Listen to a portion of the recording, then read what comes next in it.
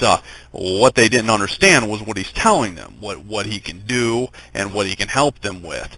It was kind of funny to see that. I mean, no one really understands practical politics. You know, they think it's conventional politics. Well, it has nothing to do with apples. But it was kind of funny seeing that feedback channel. But Bob went to a couple of those, and he was on developing his ideals, developing his. He was going on the record. Obviously, if you're on a blog, you're going on the record. You're putting out out your ideals. Now he'd put out his ideals in a roundabout way, but never so explicitly and never so thoroughly. Like if you get on the untrained eye, you're going to get his ideals. You're going to get his type of thinking. What's great about his type of thinking, or what's unique, is that he's into practical politics. Someone like Bob has seen hundreds, if not thousands, of revolutions. So you're really getting the thinking of a revolutionary mind. Chairman Mao only saw one revolution and a handful of other different control struggles. Bob has seen all kinds of those in his life. He's won a lot, and he's lost a lot, and a lot he can't even talk about. I mean, the president's not even going to find out about stuff like that. It's just not how it works. But you're getting into that type of mindset. And so immediately I started reading it when he came online, and so did a lot of other people, a handful of other people, just to get into his mind. Obviously, if someone's good at what they do and you respect that, you want to understand what they're doing. But it was always kind of entertaining for me in the racialist movement that no one really understood that, or it scared them. Well, it is what it is. But one day I was reading it, and this was when he was developing his mantra, or maybe he already had a mantra in a roundabout way. It's similar to the one I'm going to read to you now. His thinking was similar. It wasn't as short, it wasn't as sweet, but it was similar. Africa for the Africans, Asia for the Asians, white countries for everybody. The Netherlands is more crowded than Japan. Belgium is more crowded than Taiwan. But no one says Japan or Taiwan will solve the race problem by bringing in millions of third worlders and assimilating and intermarrying with them. The words immigration, tolerance, and especially assimilation are being used to promote a program of genocide against the white race. Everybody says the final solution to the race problem is for every white country and only white countries to bring in the third world and assimilate and intermarry with non-whites. All this immigration and intermarriage is for every white country and only white countries. This is genocide against the white race. Anti-racism is a code word for anti-white. That's a shortened version.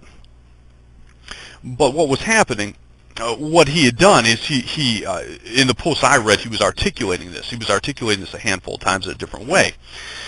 And one of them I read out loud. And the place, you could hear a pin drop. And then it occurred to me that we were at this stage of our struggle in 1998 or whenever it was. It may have been after that, it may have been slightly before that. I can't remember the exact time. But it was like when I was young. Let me tell it to you this way. When I was about 12 years old, I was sitting in ground zero for a couple twisters that went through our neighborhood. And I got up one summer morning and looked out this little picture window in a ranch house we lived in. My family lived in, and it was a weird picture. To this day, it's ingrained in my mind. Everything was green. It was an eerie, beautiful green. I looked outside and I saw green. It looked dangerous. It looked dicey, but at the same time, it looked beautiful. And then I saw cracks of lightning, and a tree whizzed by. And you would not believe the destruction that came by after that. It was it was kind of funny. It's funny in hindsight. It's very scary though. Oh, but that was the vision I had. Is that someone's getting ready to get hit by a twister. Everyone in the office knew exactly what Bob's saying. When I just read you the mantra, what basically he's saying, what it's saying to me is that, well, Darth Vader's already visited Lando. Darth Vader already has Han Solo. He's already came back for Luke Skywalker. He already has Princess Leia. And basically he may even already have R2-D2. He's down to C-3PO, and he doesn't particularly care for Wookiees. Lando's got a meeting with the Sith Lord coming. And I don't know if you know anything about those meetings with the Sith Lord, but they never go that good for anybody. You know, they're not much of a meeting, and there's not much of a negotiation involved. That's what it occurred to everybody, that someone was in the type of trouble that you just don't want to be in. Someone's on the record, and you know, everyone's seen these weird events in Western civilization, that all these countries that overnight just opened up the floodgates to non-European immigration with no plan in place. You know, if you want a multiracial, there are two multiracial, multicultural societies that are doing quite well. People want to go to Singapore and Dubai, but neither one of them are democracies or republics. Neither one of them have given up posterity. In Singapore, the Chinese run things, and they work things out. They negotiate it. That's how all multiracial countries run. They're successfully. They're negotiating. And the Chinese maintain posterity. You like what they do, or you negotiate it out, or you find the door. You know, well, in Dubai, you have some prince that does the same thing, but they work well. I mean, there is a type of people. You got about 20% of the people that want to live in New York, they want to live in Los Angeles, and they dig that stuff.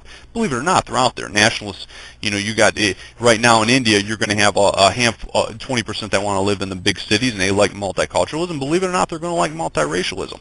And then out of the 80%, you're going to have 30% of that are hardcore Indian nationalists over Hindu nationalists that want to cut their heads off. It's no different than every side in the world is like that. Why? Because you can fly around the world in an instant. But they didn't develop. They didn't take New York, London, Miami, and develop Singapore districts and Dubai districts for people that like that type of thing. They could have done some interesting things. They didn't give Africans a home.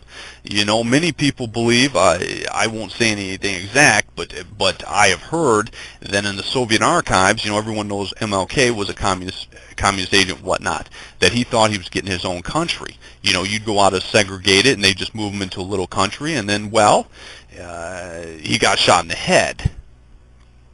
The next thing you know, in somewhere like America, you got a bunch of Latinos coming across the border.